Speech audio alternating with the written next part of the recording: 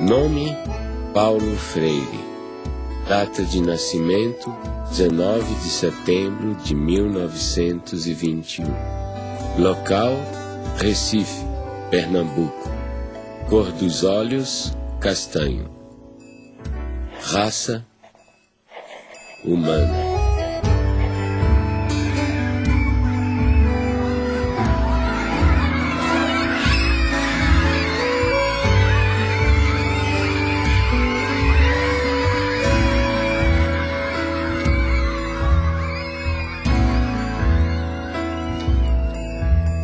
Meu primeiro mundo foi o quintal de casa, com suas mangueiras, cajueiros de fronde, quase ajoelhando-se no chão sombreado. Ali engatinhei, balbuciei, me pus de pé, andei, falei. Eu fazedor de coisas, eu pensante, eu falante. Durante muito tempo, muita gente me pensou em mim ou falou em mim como se eu fosse um especialista em métodos e técnicas de alfabetização de adultos. Não é que eu ache que ser um especialista em alfabetização de adultos é uma coisa inferior. De jeito nenhum, eu acho uma coisa de uma importância enorme. Mas só que a minha preocupação desde o começo era um pouco mais gulosa do que essa. Quer dizer, o que eu buscava já naquela época, nos anos 50, era uma crítica à educação brasileira. Em Angicos, uma pequena cidade no sertão do Rio Grande do Norte, à beira da antiga estrada de ferro, começaram uma revolução. Sua primeira fase durou apenas 40 horas. O alvorecer de autêntica reforma de base que está repercutindo em todo o Brasil e que possivelmente logo envolverá o país inteiro.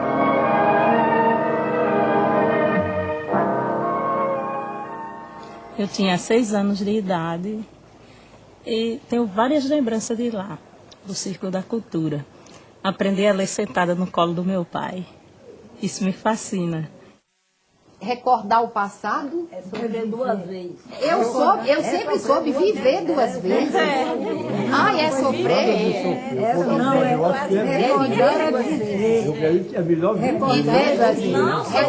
Olha, pela maioria, eu sempre soube que era viver. Recordar o passado é viver 2 vezes. Ninguém mais pode ficar indiferente ao problema do analfabetismo em nosso país. As soluções aí estão.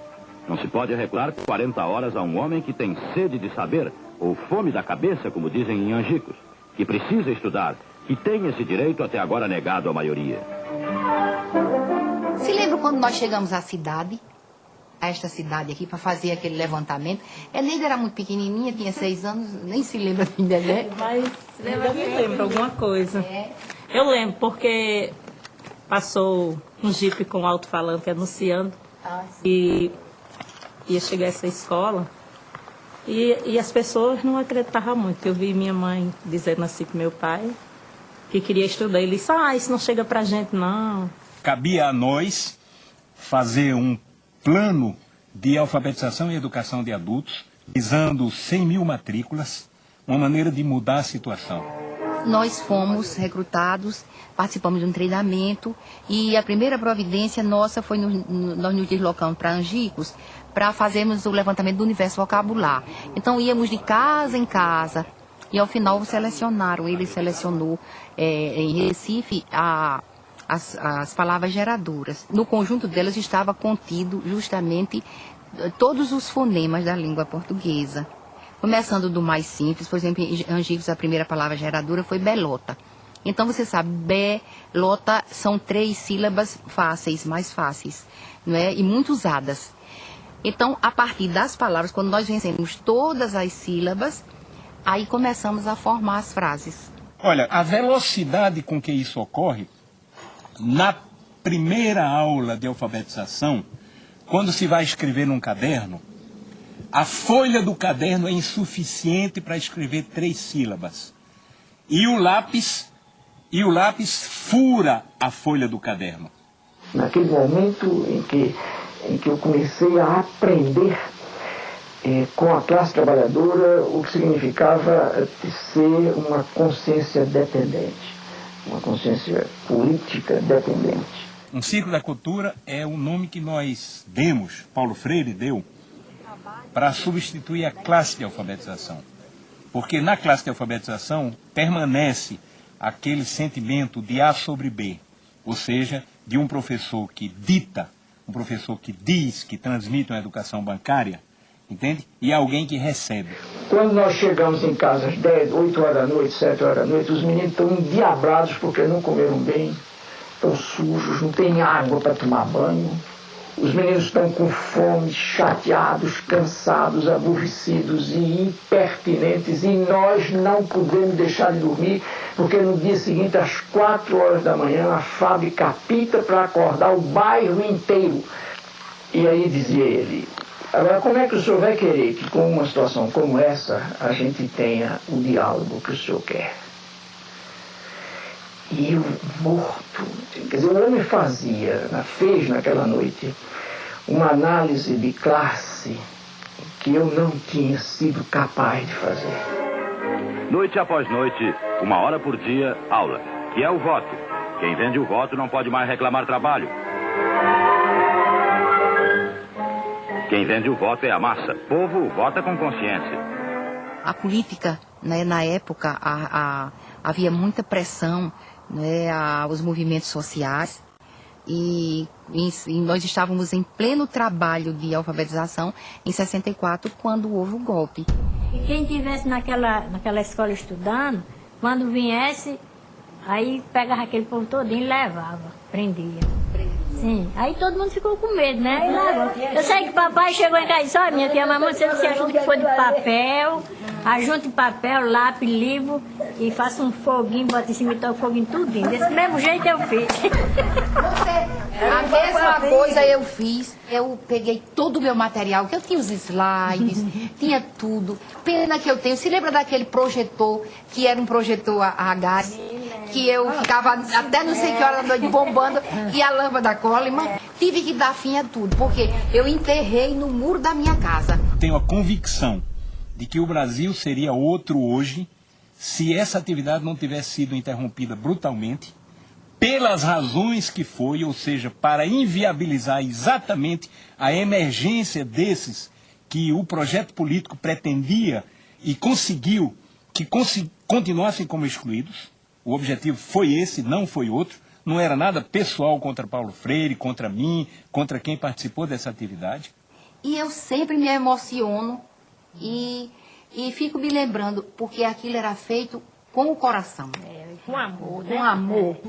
Sei votar, aprendi a escrever meu nome. Tive em outras escolas, mas o que mereceu mesmo, que descolou mesmo, que eu me orgulhei em dizer eu não sou mais analfabeto, foi Paulo Freire. Paulo Freire colocou o oprimido na história. Ele deu visibilidade a alguma coisa que estava lá historicamente sendo invisibilizada pela cultura dominante.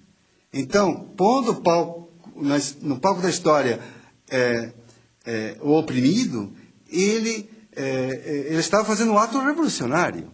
A concepção antropológica de Paulo Freire é muito simples. Primeiro, você é um ser curioso. Então, a curiosidade é uma categoria fundamental, principal. Segundo, você é um ser inacabado, incompleto, inconcluso. Portanto, você precisa do outro. Né?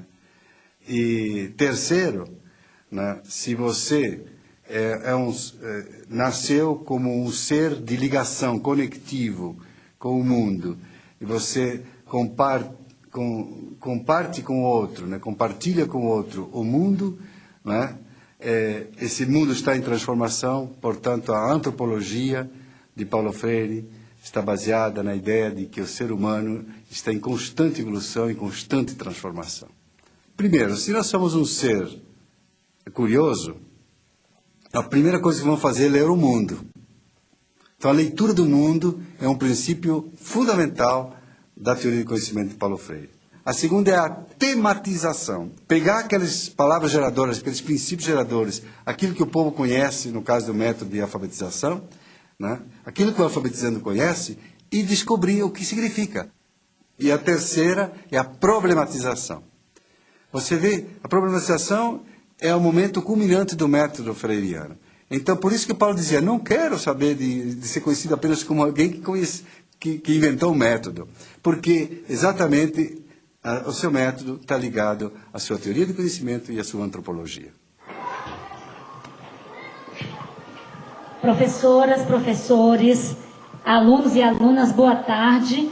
E nós já estamos em nosso horário de começarmos o nosso turno vespertino. Nós teremos as nossas atividades na sala do Lego, na biblioteca, atividades de agricultura, e com certeza será mais uma tarde de uma construção da nossa aprendizagem. Então, assim, ao iniciarmos a escola, fizemos a proposta aos servidores, aos trabalhadores da educação aqui. Vamos estudar Paulo Freire, vamos compreender a sua proposta de educação, essa perspectiva de humanização, de libertação, de conscientização. Então, assim, a escola não existia e depois veio Paulo Freire. Paulo Freire existia antes em nosso coração, como uma proposta de vida. E, assim, a proposta conosco, depois surgiu um espaço concreto para vivermos a prática dessa teoria. A gente tentando, e era difícil mesmo. Como pegar um aluno que vem da roça, passa 2 meses em casa, 1 mês só aqui, e fazer esse menino, né? Aí o jeito foi o quê? Mergulhar nas leituras e aprender com esses teóricos, né? E a base da gente foi Paulo Freire pelo fato de ser uma coisa mais próxima da gente.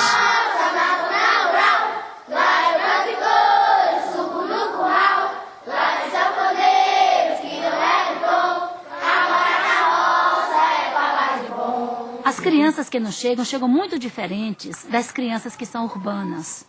Naturalmente, quando elas chegam, elas não conhecem o vaso sanitário, que para a gente é um valor, e isso ainda me emociona.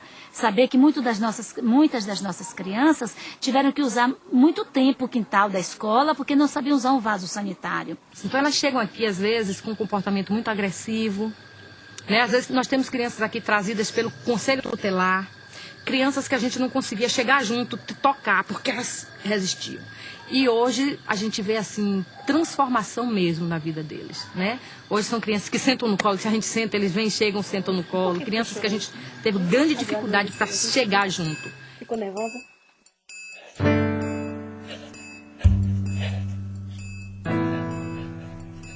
Para mim, o exílio foi profundamente pedagógico. Quando exilado, tomei distância do Brasil, comecei a compreendê-lo melhor. O exílio, rapaz, o exílio me deu muito. Só que o preço do dado é equiparado, tá fazendo? A quantidade que tu ganha é a quantidade que tu tem que pagar. O preço é alto, o preço é e foi alto. Olha, eu só não te diria que eu me sentia destroçado, porque afinal de contas é muito difícil que eu me destroce, entende? Mas eu sofri profundamente. Então havia dimensões da nossa cultura que me fustigavam, como por exemplo o gosto da comida. Nós, claro, tínhamos muita saudade do clima, da gente, da língua, né? Mas a estrutura familiar na questão da comida, por exemplo, do universo, né? Da cultura, nós tínhamos tudo. Todo dia minha mãe arrumou feijão não sei aonde, e galinha de cabidela, que ela ia, achava no mercado Las Vegas, trazia e fazia a jeba da galinha. Era uma comida que se você entrasse... Era uma casa pernambucana, era uma casa brasileira. E não há como sacrificar a sua identidade cultural. Eu nunca me senti melhor do que ninguém porque sou brasileiro, mas nunca me senti pior do que ninguém porque sou brasileiro.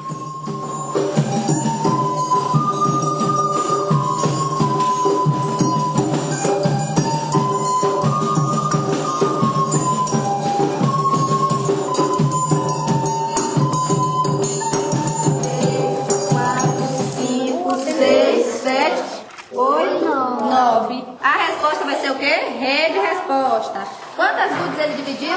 9. sobrou 9 goodies para cada colega. 9 goodies.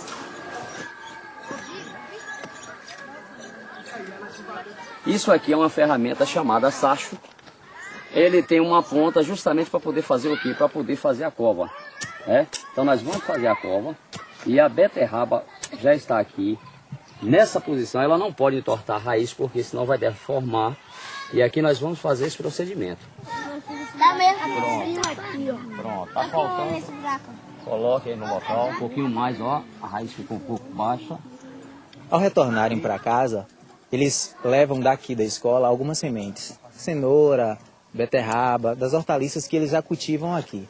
Lá eles têm o objetivo de, ao chegarem lá, passarem para os pais o conhecimento que eles acabaram adquirindo aqui ou então que reforçaram já tendo esse tipo de conhecimento. Lá eles fazem o que fizeram aqui. Alguns já assim vendem, eles chegam falando, ó, a gente ganhou dinheiro, porque eu plantei o coentro, plantei alface, plantei isso aqui.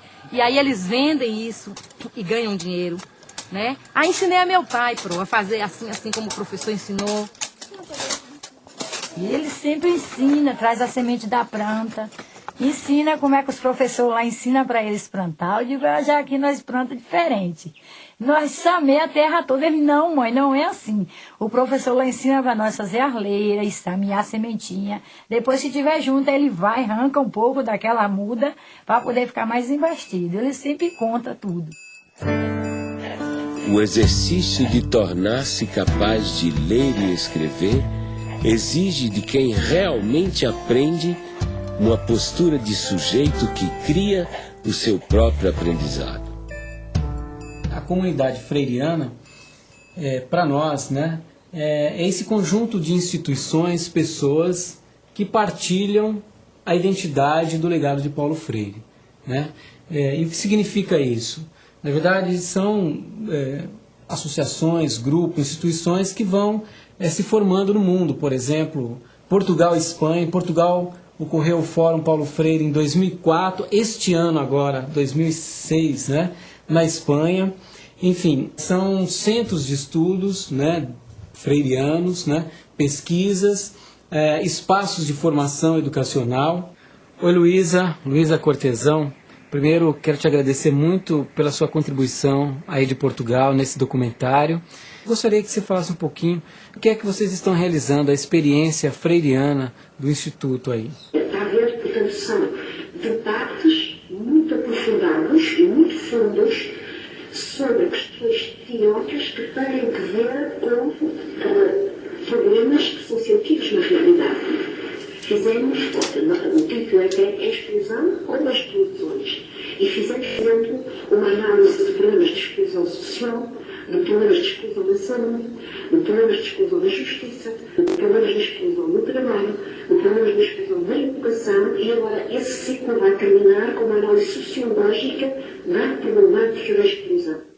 O que te levou a fundar uma cátedra Paulo Freire aí na Suécia, num local em que, digamos assim, há tão poucos oprimidos? Aquí en Suecia, después de los años 70, que la gente conoció aquí a Paulo Freire, hay un renacimiento de interés. Aquí en Uppsala hay un proyecto muy interesante de desenvolvimiento sustentable, medio ambiente, ¿no? Y esta gente está muy interesada en los esquemas de concientización, ¿no?, de pensamiento crítico freiriano. Efectivamente, he trabajado con grupos étnicos oprimidos, incluso grupos indígenas, con camponeses, com operários também, não? São dois traços de personalidade de Paulo. Primeiro, essa generosidade do menino aberto ao mundo sempre que quer conhecer, essa alegria de conhecer o mundo. Segundo, a conectividade, que já é uma qualidade do adulto, a conectividade e a relação. Acho uma definição perfeita para qualquer ser humano decente.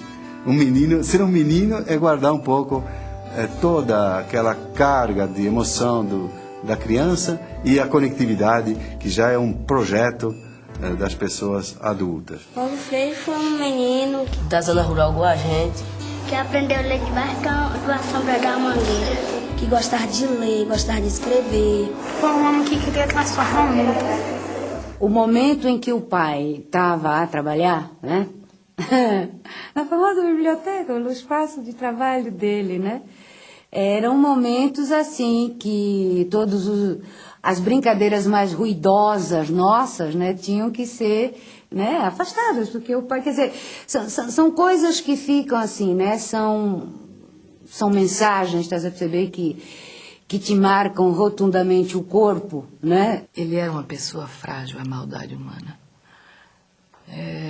E minha mãe sustentava a reversão disso no sentido: acorda, Paulo! O que você está pensando da vida, Paulo? Que é isso? O mundo é isso mesmo, Paulo? O paizinho nunca foi assim um pai no sentido de um pai físico muito constante. Não foi, isso não tem problema nenhum, digo isso mesmo, porque assim eu o percebia. Mas, no entanto, estás a ver, quando o desgraçado estava presente, mas ele estava presente com inteireza, que, putz, imagina, era amplamente suficiente. Um homem extremamente humano, né? Extremamente bondoso, mas que também sabia ser muito duro quando era necessário com as pessoas, né? Quer dizer, ele tem uma frase dele que diz assim: se alguém quiser me insultar, que me chame de santinho. No campo pedagógico é muito mais atual Paulo Freire, porque a Unesco, por exemplo, colocou os 4 pilares da educação do futuro, não é? Aprender a conviver, aprender a fazer e aprender a ser. São esses 4 pilares. Isso está dentro da teoria do Paulo Freire. Só que Paulo Freire acrescentaria um 5º: aprender por quê, contra quem, a favor de quem. Ele politizaria muito mais esses 4 princípios, 4 pilares da educação do futuro, evidentemente. Ele sempre coloca a questão do porquê. Vocês sabem o seguinte, que o computador ele é feito de partes. Nosso trabalho aqui parte da realidade desses educandos que vêm da zona rural, né? A gente procura estar trabalhando com tudo que é próprio do cotidiano deles, mas a gente não permanece, né, nessa realidade. A gente, né, a gente começa a trabalhar justamente inserindo a internet, a informática, né, nessa vivência dele aqui, para que ele transforme essa vida. E abrindo possibilidades novas para eles, né? São 600 crianças divididas em 3 grupos. 3 grupos de 200. Enquanto nós temos conosco 200 crianças imersas numa educação formal, nós temos 400 crianças em suas casas, sendo visitadas pela equipe itinerante. Então, lá na roça, a equipe itinerante corrige atividades, dá orientações, trabalha com a questão da agricultura, que já é trabalhada aqui, mas fortalecida em casa, porque as crianças ensinam também aos seus familiares, e a equipe itinerante faz uma avaliação desse trabalho, assim, que a escola orienta para o aluno executar em sua casa. 2 mais 5. 7. 4 mais 1. 5. Então a senhora tem que dedicar, assim, dar um tempo para ela, para que ela possa estudar. Porque a gente sabe que ela ajuda a senhora na lavoura. Sim. Mas ela tem que ter, assim, um tempo disponível todo dia para fazer a atividade dela. Tem pais que dizem assim, que 2 meses em casa, eles ainda dizem assim: professora, não deu tempo para os filhos fazer atividades. Porque às vezes eles tiram os filhos das atividades que levam para casa para pôr na mão de obra. Porque tem que ajudar. Eu estou trabalhando agora com atividade de artes. E essas atividades é uma atividade que desenvolve a coordenação motora, cognitiva e também ajuda no desenvolvimento da criatividade de cada criança. O restante fica em silêncio e vai terminar a tarefa, tá certo? Não tá achando. Nadson, pode vir, Nadson.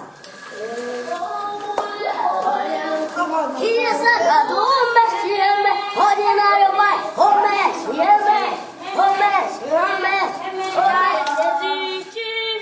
E tomar o banho bem o quê? Passar o sabonete no corpo, atrás. No banho, tira a calcinha e tipo os meninos tiram a cueca. Lave a parte íntima de vocês bem lavada. Fica lá sujinho, Aí vai criando sujeirinha, sujeira, sujeira, e daí cria dor?